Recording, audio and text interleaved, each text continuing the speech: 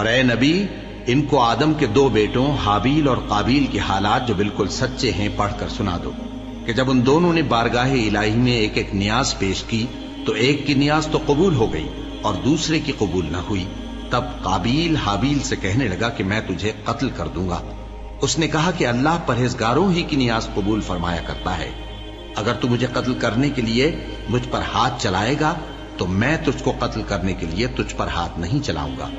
مجھے تو اللہ رب العالمین سے ڈر لگتا ہے، میں چاہتا ہوں کہ تو میرے گناہ کو بھی سمیٹ لے اور اپنے گناہ کو بھی، پھر تو اہل دوزخ میں سے ہو جائے، اور ظالموں کی یہی سزا ہے۔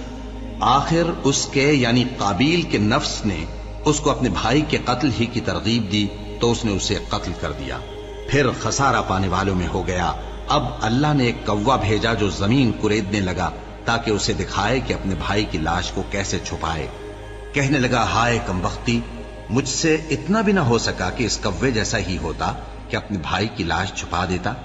پھر وہ پشیمان ہو گیا۔ اس قتل کی وجہ سے ہم نے بنی اسرائیل کے ذمے یہ بات لکھ دی کہ جو شخص کسی کو ناحق قتل کرے گا، یعنی بغیر اس کے کہ جان کا بدلہ لیا جائے یا ملک میں خرابی کرنے کی سزا دی جائے، تو اس نے گویا تمام انسانوں کو قتل کیا، اور جو ایک انسان کی جان بچا لے تو گویا اس نے سارے انسانوں کو زندگی دے دی۔ اور ان لوگوں کے پاس ہمارے پیغمبر روشن دلیلیں لا چکے، پھر اس کے بعد بھی ان میں بہت سے لوگ ملک میں زیادتیاں کرنے والے ہیں۔ جو لوگ اللہ اور اس کے رسول سے لڑائی کریں اور ملک میں فساد کرنے کو دوڑتے پھریں، ان کی یہی سزا ہے کہ بری طرح قتل کر دیے جائیں یا سولی چڑھا دیے جائیں، یا ان کے ایک ایک طرف کے ہاتھ اور ایک ایک طرف کے پاؤں کاٹ دیے جائیں، یا ملک سے غائب کر دیے جائیں۔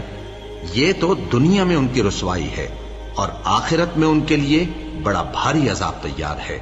ہاں، جن لوگوں نے اس سے پیشتر کہ تمہارے قابو آ جائیں توبہ کر لی تو جان رکھو کہ اللہ بخشنے والا ہے، مہربان ہے۔ اے ایمان والو، اللہ سے ڈرتے رہو اور اس کا قرب تلاش کرتے رہو، اور اس کے رستے میں جہاد کرو تاکہ کامیاب ہو جاؤ۔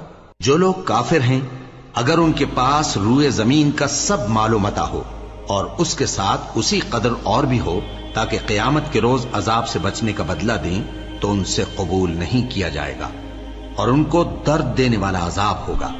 وہ چاہیں گے کہ آگ سے نکل جائیں مگر اس سے نہیں نکل سکیں گے، اور ان کے لیے ہمیشہ کا عذاب ہے۔